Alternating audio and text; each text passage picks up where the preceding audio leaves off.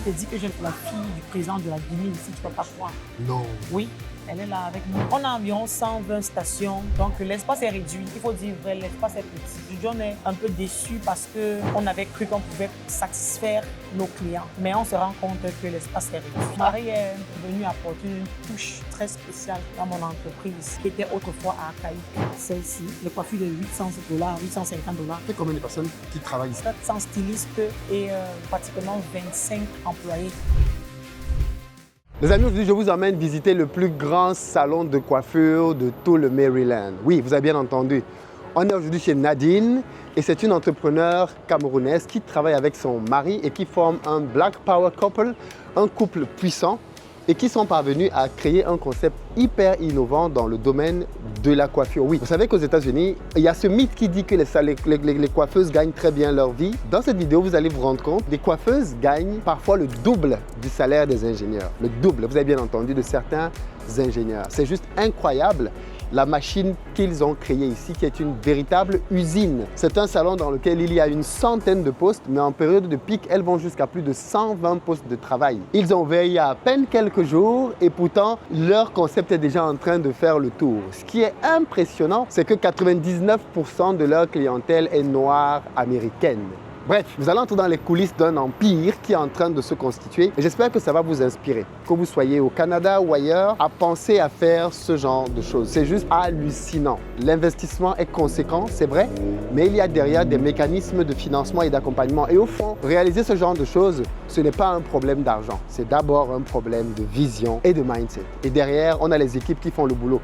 Regardez tout autour de moi. Il y a des véhicules partout. Tous les parkings que vous voyez tout autour et qui sont remplis là, sont en train de se faire coiffer ici maintenant. Vous ne pouvez même pas voir tous les véhicules tellement les places de parking sont prises partout ailleurs de personnes qui sont venues se faire coiffer ici. C'est un business pertinent avec des gens qui nous l'expliquent simplement. Bravo encore à ce couple. J'espère que cette vidéo va vraiment vous inspirer. Pourquoi pas à faire aussi du business en couple. L'interview est repartie en deux. Une première partie avec Nadine et une deuxième partie avec son mari. Et chacun va vous donner sa version de l'histoire et je pense que vous allez en ressortir infiniment béni. Je ne vous en dis pas plus les amis. Je suis aux États-Unis pour montrer ce que la diaspora noire fait. Le séjour malheureusement arrive à sa fin. Je ne pourrai pas montrer tout. Je reviendrai d'autres fois. Je sais que beaucoup de gens m'ont contacté pour demander à passer. On reviendra les amis. On ira ailleurs, à New York, en Californie. Mais c'est impressionnant ce que la diaspora fait dans ces pays. On a l'habitude de dire mais qu'est-ce qu'ils font pour gagner autant d'argent? Ben, vous allez comprendre aujourd'hui ce qu'ils font. Comme vous ne savez pas ce qu'ils font pour gagner autant d'argent, vous allez comprendre aujourd'hui pourquoi le mindset ici est totalement différent de ce qu'on a en Europe et on a tout intérêt à s'en inspirer dans les diasporas, partout ailleurs dans le monde entier. Let's go!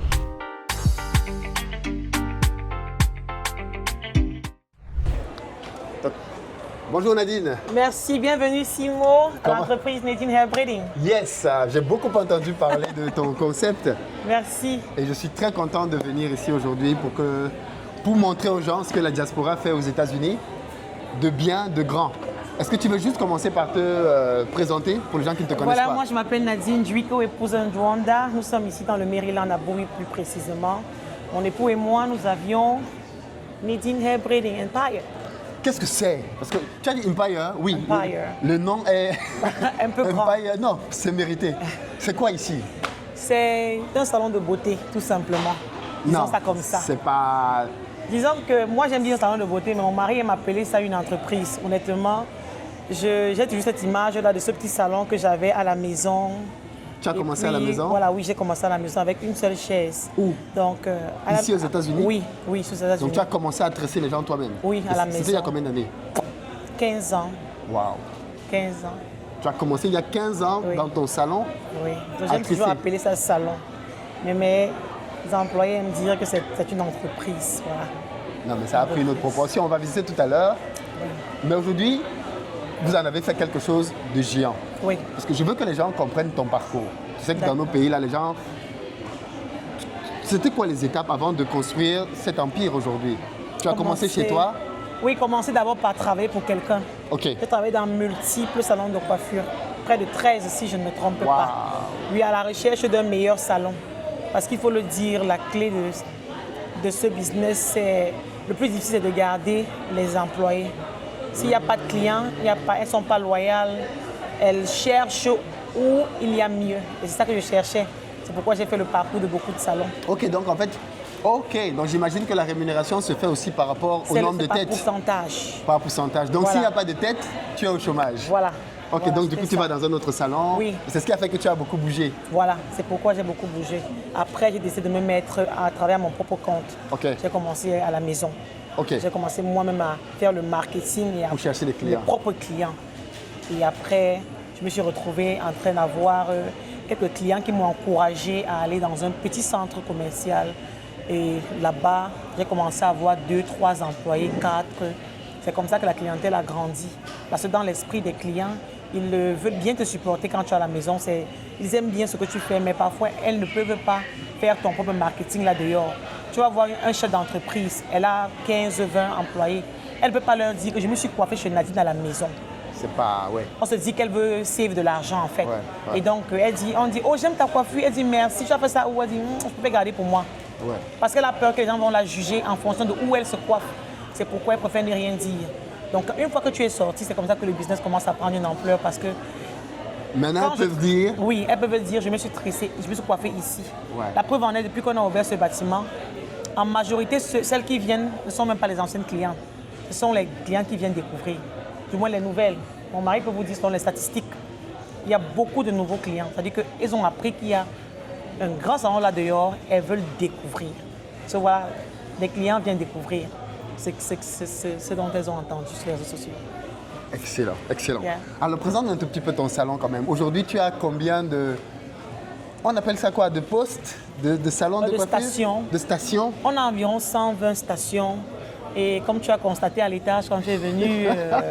Oui, parce que vous m'avez fait visiter. Oui, voilà. Il y a pratiquement, on peut serrer encore même 20 chaises là-bas quand c'est fort. Donc l'espace est réduit. Il faut dire vrai, l'espace est petit. L'espace est vraiment petit. Aujourd'hui, on est un peu déçus parce qu'on avait cru qu'on pouvait satisfaire nos clients. Mais on se rend compte que l'espace est réduit.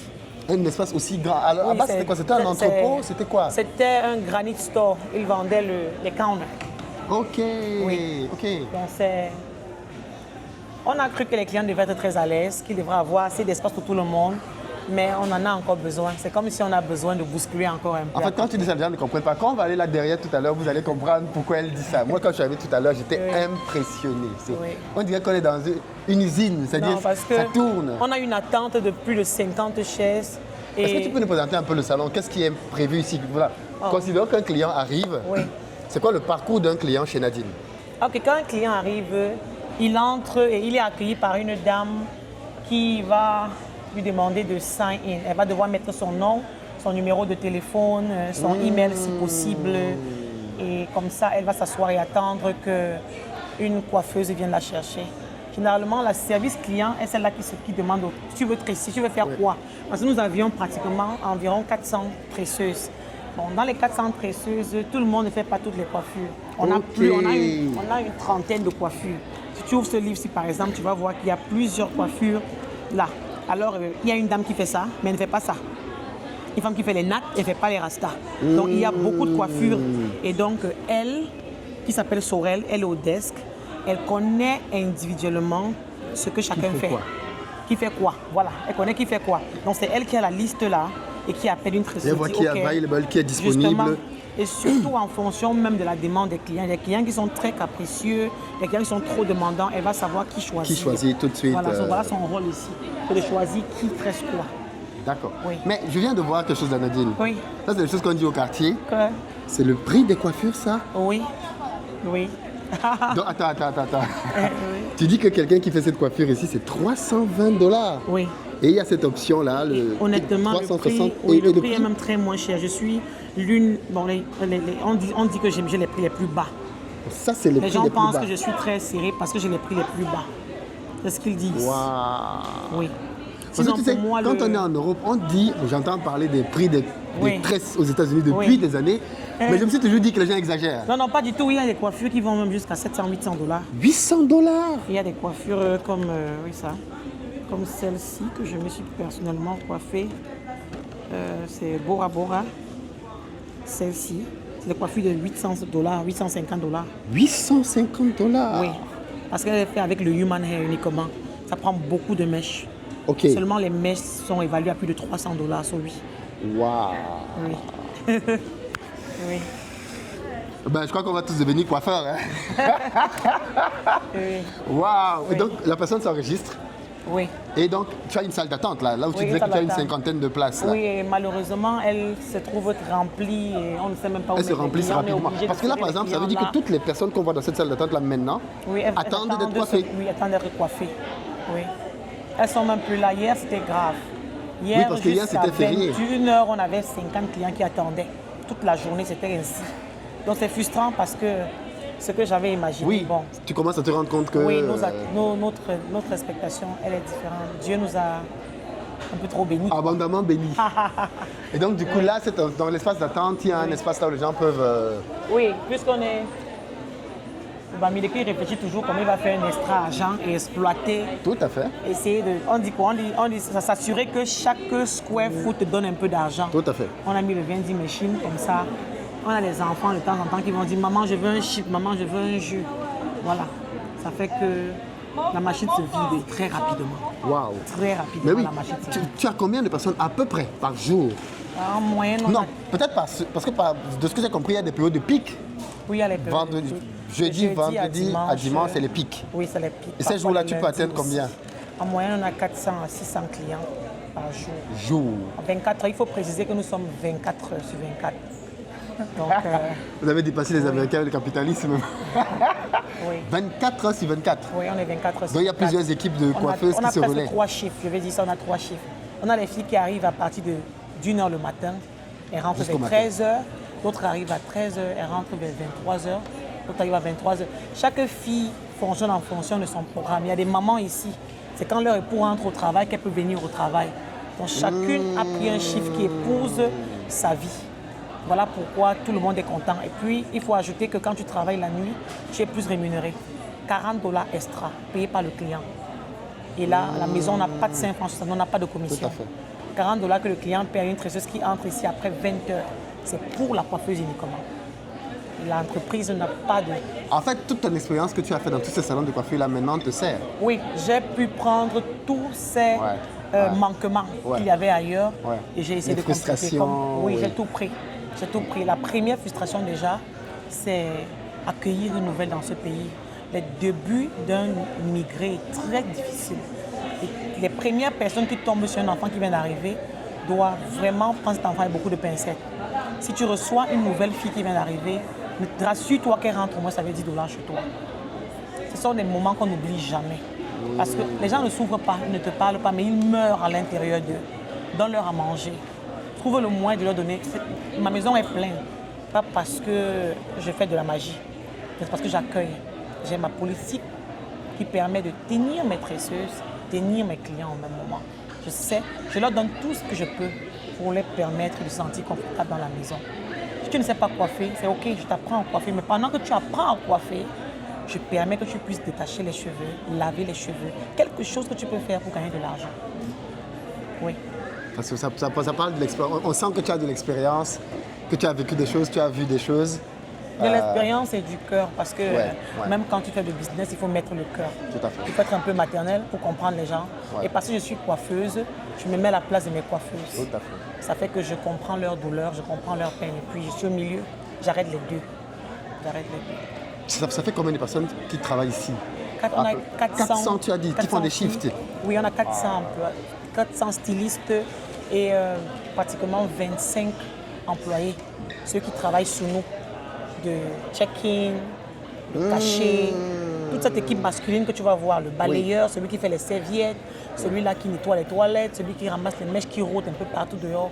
C'est toute une grosse équipe qui conduit qui encadre les filles, parce qu'il faut dire que cette équipe est là pour encadrer les filles.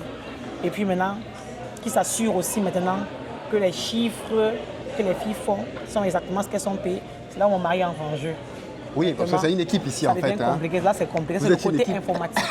Ouais, mon mari est venu apporter une touche très spéciale dans mon entreprise, qui était autrefois archaïque. C'est-à-dire que je me battais. Tu entrais ici il y a peut-être 2 ans. Tu allais voir la paperasse partout, les papiers partout. Il a bousculé tout ça, il a dit Informatisé. non, arrêtez-moi ça. Oui, donc c'était la décision qu'il a prise de venir se joindre à moi. c'était la plus belle décision qu'il ait prise parce que depuis le jour où il est arrivé ici, les choses sont devenues meilleures et même je n'arrivais pas à me retrouver avec les chiffres, j'avais souvent des problèmes. Oui, oui, tu coiffes, Parfois, mais tu n'as pas oui, l'impression, tu vois pas comment on dit, tu vois pas l'argent. Je ne voyais pas l'argent. Mon mari est venu informatiser tout. Il a bloqué le vol. Il a rendu les choses très transparentes et faciles. Très facile. Il est en train d'innover. Pour moi, je regarde seulement. Je suis plus physique. Oui, tu es dans Lui, il est... Oui. Ouais. Voilà. Oui. Et donc là, tu peux montrer? Oui. Parce que les gens se disent, mais ça ressemble à quoi depuis on parle de... Il faut montrer la gauche, droite, milieu, enfin c'est impressionnant. Voilà. Et non. Bon, je dis souvent que j'ai dit que ce salon-ci, c'est la solution à tous les problèmes qu'on a eu dans d'autres salons ou que j'ai eu dans le salon que j'avais avant. À l'ancien salon, j'avais les poubelles ouvertes. C'est-à-dire que tu voyais comment on mettait les poubelles, tu voyais le contenu dans les poubelles. Aujourd'hui, par exemple, on les a imprimés comme ça. Tu vois, c'est plus beau, c'est hygiénique. Et voilà. On a un peu élevé le standard, on a tenu compte de ces choses-là comme ça. Généralement, les clients n'avaient pas où déposer leur sac, ne pouvaient pas déposer leur café parce qu'ils n'avaient pas de station dans mon ancien salon et tout. On leur a fait un counter pour qu'ils puissent être à l'aise. C'est incroyable. Oui. Tu vas voir que les filles aussi mettent l'uniforme. Ça permet, oui, l'uniforme, oui. Ça permet en fait de rendre égal tout le monde. Ici, tu ne sais pas qui est l'enfant de qui. Si je te dis que j'ai la fille du président de la Guinée ici, tu ne vas pas croire. Non. Oui, elle est là avec nous. Oui. Pour dire que ça a résolu un problème. Le problème d'inéquité à vue d'œil. Oui. Et même le client aussi n'a pas la capacité de juger une tresseuse par son accoutrement. Tout à fait. Il dit, oh non, elle est sale, elle n'est pas très propre, donc je ne suis pas sûre qu'elle peut me coiffer, c'est ce que je demande parce que je regarde son vêtement. Donc ça nous a épargné ça aussi. Ça fait que tout le monde est équilibré, se sent bien de marcher, d'aller et de venir parce que tu ressembles à ton frère. Voilà, c'est tout. Donc, alors j'ai une question pour toi, Nadine. Oui. Nous, ce qu'on a en africain, j'ai vu les tarifs de ta coiffure. Oui. C'est qui tes clients? Tes profils? C'est des Africains? Les Américains. Et s'il faut encore un peu oser parler des Africains, c'est les Nigériens. Les Nigériens, j'en ai tellement de clients. Du Nigeria? Les Nigériennes, natives. Nigériennes? Les Nigériennes. Ok. D'origine, tu veux dire des Américaines? D'origine africaine. Mais d'origine, ok. Voilà. Je vais dire, mes clients sont en majorité, sont les Américains à 90%. Le 10% qui reste, nous avions les Nigériens. Les clients nigériens. Okay. Elles se coiffent énormément. C'est vrai qu'avec eux, je fais encore leur prix. Bien sûr. Mais elles viennent. Elles sont là, elles sont régulières. Wow. Oui. Je ne vais pas parler des Camerounais parce que je n'en ai presque pas. Si j'en ai même, ce n'est même pas 1%. Voilà. Oui. Ça ramène à un point très important. C'est que tu ne dois pas faire ton business en comptant sur la communauté. Non, pas du tout. Mon business ne compte pas sur la communauté. Si je veux parler de la communauté, ce sont les stylistes. Oui, ce sont les personnes avec qui stylistes. tu travailles. Oui. Parce que j'ai remarqué quand je disais tout à l'heure que vous communiquez en français. Oui, on parle français. Parce qu'on n'est pas seulement Camerounais, on a aussi les Togolaises ici, on a les Guinéennes, on a les Béninoises, on a les Haïtiennes ici, oui.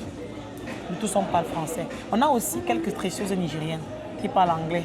Mais avec le temps, elles sont déjà en train de comprendre ce que nous disions en français. Et pourquoi tu n'as pas des Américaines comme stylistes, coiffeuses? Oh, j'en ai eu par le passé. Ouais. J'en ai eu par le passé. À une époque, j'avais même 4, 5. Mais le problème, c'est que quand les Américaines sont en train de tresser leur sœur américaine, il y a connexion, il y a clic. Alors la cliente se sent obligée de lui demander, est-ce que je peux avoir ton numéro? Là, tu me coiffes au quartier. Parce qu'elle a vu sa sœur. Et elle se rend compte que sa sœur a le talent. Maintenant, beaucoup d'Américaines elles n'arrivent pas à rester parce qu'elles veulent construire leur propre business. Quand elles viennent, elles veulent seulement prendre tes clients pour aller tresser au quartier. Et donc, voilà, ça pose problème. D'autres viennent et partent parce qu'elles n'arrivent pas à la rapidité. Elles sont frustrées. Nous sommes rapides, c'est quelque chose que nous on a.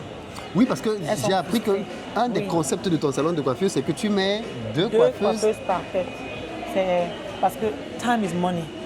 Les Américains n'ont pas de temps pour s'asseoir. Elles ne regardent pas trop la qualité.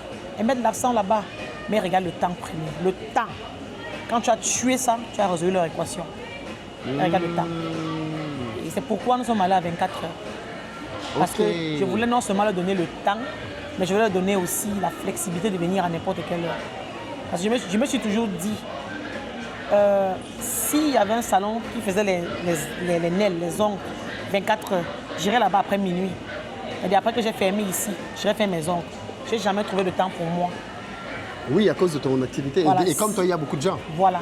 Donc, on a beaucoup de clients qui viennent après 20 heures. 1 heure. Il y a les médecins, les infirmiers. Ils finissent les chips à 23h minuit. C'est là où ils viennent se coiffer. C'est-à-dire qu'aujourd'hui, dans le Maryland, les Américains ont compris que le jour off est sacré. Je le passe en famille. Je préfère venir me coiffer. Je somnole sur la chaise de Nadine. Je me coiffe aux heures tardives. Mais le lendemain, je passe une journée en famille.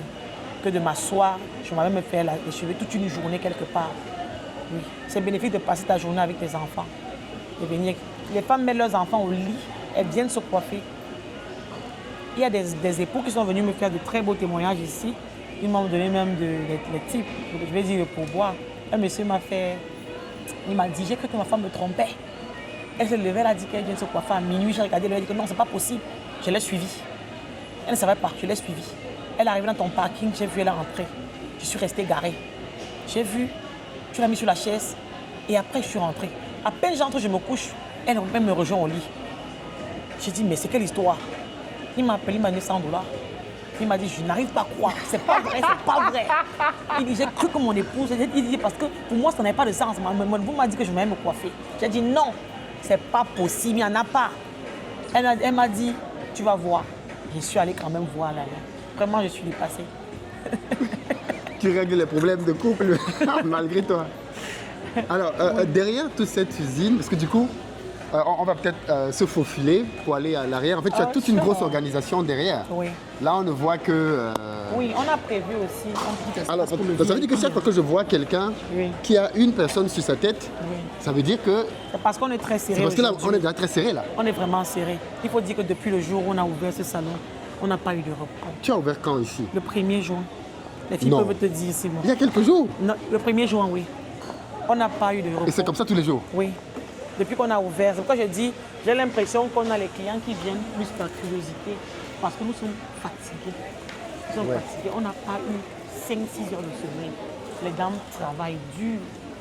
Dur. Il y a beaucoup qui ne sont pas venus. Il y a beaucoup qui ne sont pas parce que hier était un jour très étouffé. Et il y a beaucoup qui sont rentrés tard. Oui, qui ont besoin de récupérer. Oui. On a prévu l'espace pour les enfants. Et tu vas voir les grandes personnes aussi parce que c'est... Ah, ça c'est l'espace normalement pour les enfants, mais comme c'est plein, les adultes viennent là. Viennent aussi, on n'a pas le choix. On a aussi prévu un espace pour le VIP là. Ok. Si tu veux te coiffer là, tu payes extra $150. Et c'est quoi la particularité de cet espace? C'est le calme, c'est quoi? C'est que non seulement nous choisissons qui te tresse, oui, mais tu as 2 personnes sur ta tête. Ok. Et les filles qui vont te donner assez de temps. Pendant que tu te coiffes, tu peux avoir le snack, de l'eau, même du jus. Si tu veux un peu d'alcool, mais je n'ai pas encore la licence pour l'alcool, donc je suis encore en processus. Oui, c'est ça. Ça vient avec un extra de $150. Il y a les gens qui ne veulent pas être au public de tout le monde. Oui, il ne veut plus de discrétion, quoi. Oui, par exemple, hier, on a tressé le sénateur du Maryland ici. Elle était là hier. Elle s'est tressée, elle s'appelle Angela Ostosborg. Sénateur du Maryland, elle était là hier avec sa fille. Discrètement, elle ne voulait pas qu'on sache qu'elle est là. Parfois, quand ils ne veulent pas, ils vont prendre la porte arrière, ils vont entrer, c'est très sépare. Les vitres là vont être fumées. Oui. Ils vont être fumées pour la privacy. La discrétion. Oui, total privacy. Oui. You know, see the great job that I did on butterfly moth. Ici, c'est... Ouais, là où tout se joue. Si les clients ont des quais pour se protéger, c'est parce qu'il y a un monsieur ici qui a un travail lourd. Les quais que tu vois, on ne les met pas sur un client 2 fois. Puisque les cheveux ont les batteries, on respecte les clients et voilà. Je parlais du drapeau de mon pays. Tous les clients savent que je suis camerounaise. Je suis très fière de le montrer. Chaque fois que tu enlèves sur un client, tu viens déposer la Mouta, lui lave les serviettes. C'est pourquoi on a mis 2 laveuses et 2 sécheuses. Et puis, excellent. Oui, là, c'est les toilettes des tresseuses. Du personnel. Du personnel uniquement. Oui, les 2 là devant étaient rien que pour les clients. Rien que pour les clients. Oui, ça permet au moins qu'on contrôle ce qui se passe. Oui. Wow. Ça implique qu'on a quelqu'un qui doit nettoyer les serviettes en journée, un autre qui nettoie la nuit. Tout à fait. Avec 2 stars. Maintenant, on a un magasinier. Ici, c'est le magasin. Donc qui est contrôlé par une personne en journée, un autre la nuit. Be careful. Et donc, ici, Oui, ça c'est le là cœur où de l'entreprise. Voilà, le Oui, cœur ça, du c'est le cœur ballot. de l'entreprise. S'il n'y a pas de mèche, il n'y a pas de coiffure. Oui, il n'y a pas de mèche, il n'y a pas de coiffure. Le trafic ici est intense. Ouais. Oui, le trafic ici est intense. Tous les 5 minutes, une fille vient prendre la mèche. So, il y a quelqu'un qui s'assure que le magasin est au moins, qu'on puisse au moins voir ce qu'on prend. Oui. De temps en temps, il va crier sur les filles là pour qu'elles ne passent. C'est très compliqué. Une fille va prendre la mèche-ci. Chaque mèche a son numéro, sa couleur et tout. Mais elle va aller mettre dans le carton de mèche Oui, elle va rouge. remettre ailleurs. Elle va aller mettre ailleurs. Ça rend la vie compliquée parce que là, Tout à on fait. dit que maman a dit il n'y a pas telle mèche. Pourtant, il y a. Tu ne sais pas. Oui. C'est pourquoi le magasinier est très important. Il joue un rôle très important.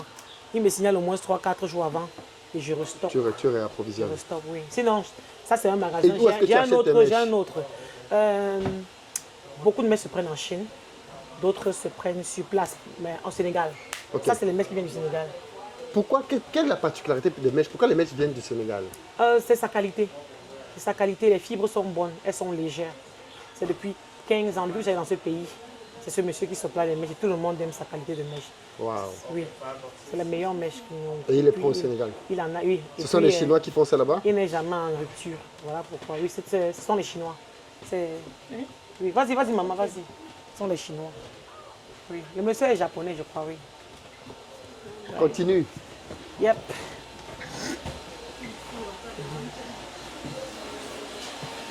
C'est un peu ça. Et donc là, c'est un espace pour se laver les cheveux. Pour se laver les cheveux, c'est une très bonne, c'est une thérapie que en tout cas, je pense qu'au pays, tu t'es fait masser, Oui. masser la tête. Oui. C'est un espace très important. Les clients, quand ils se rendent compte qu'ils peuvent bien se laver les cheveux et qu'on ne précipite pas et que l'expérience là est bonne, elles viennent massivement et elles font exprès de ne pas se laver les cheveux elles-mêmes. Elles viennent payer de l'argent pour le faire. C'est 20 $ pour se laver les cheveux. C'est un processus qui peut prendre 20 minutes. Mais elles adorent. C'est pourquoi on a 3 dames. C'est leur travail. Elles sont étouffées. Ils disent qu'elles sont étouffées. Elles sont étouffées. Elles sont étouffées.